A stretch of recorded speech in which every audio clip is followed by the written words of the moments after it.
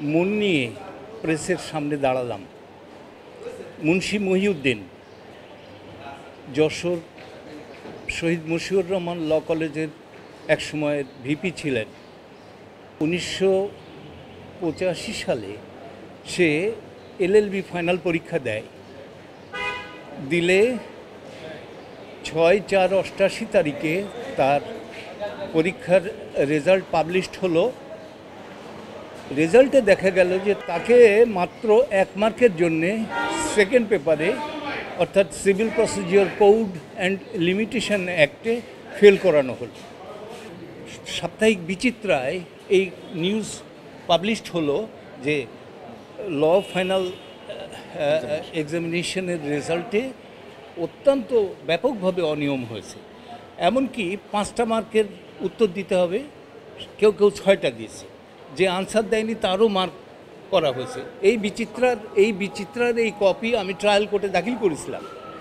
যাই হোক, সে এই খাতাটি পুনর্মূল্যায়নের জন্যে প্রয়োজনীয় ফি দিয়ে অ্যাপ্লিকেশন করে, কিন্তু বছরের পর বছর ওই অ্যাপ্লিকেশন পড়ে থাকে, তার কোনো উত্তরই সে পায় না। একাধিকবার রিমাইন্ডার দেওয়া হয়েছে, নোটিশ দেওয়া হয়েছে। সর্বশেষ মুন্সি মহিউদ্দিন আহমদ এই যশোর সিভিল কোর্টে একটি দেওয়ানি মামলা করলেন যে সে পাশ করেছে এবং সে ওই পেপারে অত কম মার্ক পেতে পারে না, এবং তাকে পাশ মর্মে ঘোষণার ডিক্রি চেয়ে ইউনিভার্সিটিতে যাতে সেই পোশাকে তাকে সার্টিফিকেট ইস্যু করে, সেই প্রেয়ারে সে মামলা করলেন। মামলায় ট্রায়াল কোর্ট রায় দিল তার পক্ষে। ইউনিভার্সিটি গেল আপিলে ইউনিভার্সিটি হারল। তারপরে ইউনিভার্সিটি আবারও আসলো হাইকোর্টে সিভিল ডিভিশন করতে।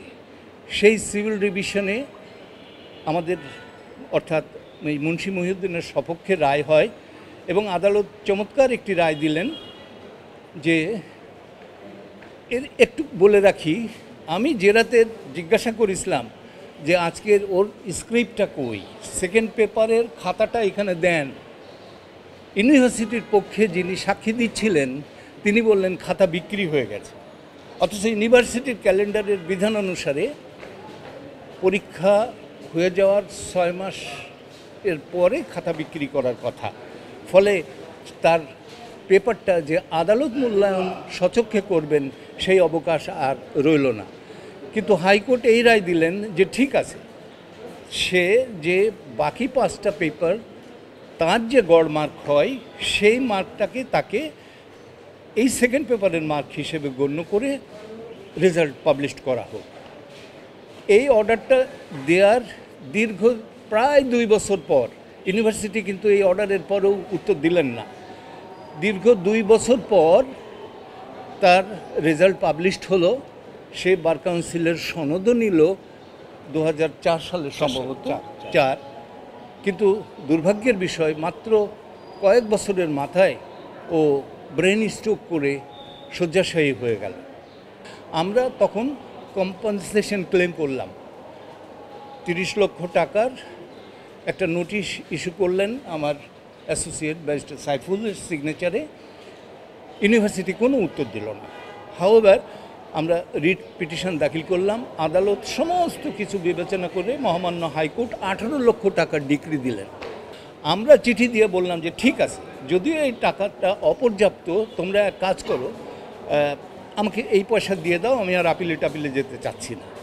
হোয়াট ইউনিভার্সিটি ডিড, অদ্ভুত ব্যাপার, কোনো কিছু না করে তারা এইটা রায়টাকে চ্যালেঞ্জ করে মহামান্য আপিল বিভাগে civil petition for leave to appeal দাখিল করলেন। আজকে তার শুনানি ছিল। আদালত ইন ডিটেলস শুনলেন এবং আদালতের রায় অনুসারে আগামী 60 দিনের মধ্যে তাকে এই 18 লক্ষ টাকা পরিশোধের নির্দেশ দিয়েছেন। তা বিশ্ববিদ্যালয় শুধু আমার বাবার জীবনটাই নষ্ট করা নাই, আমার শৈশব থেকে বর্তমান পর্যন্ত বিশ্ববিদ্যালয়ের এই হঠকারী সিদ্ধান্ত নষ্ট করেছে।